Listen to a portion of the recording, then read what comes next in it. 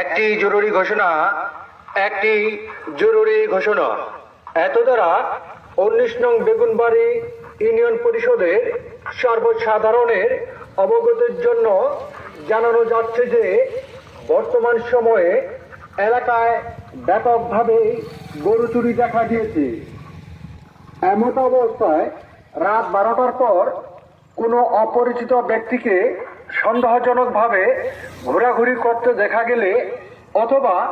গরু পরিবহনকারী যানবাহন যেমন নসিমন, করিমন, পিকআপ ইত্যাদি চলাচল করতে দেখা গেলে সংশ্লিষ্ট ব্যক্তি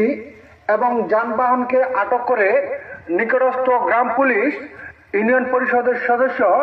অথবা চেয়ারম্যান সাহেবকে অবিলম্বে অবগত করার জন্য বিশেষভাবে অনুরোধ করা হলো এবং সকল জনসাধারণকে গরু চুরির বিষয়ে সতর্ক ও সজাগ থাকার জন্য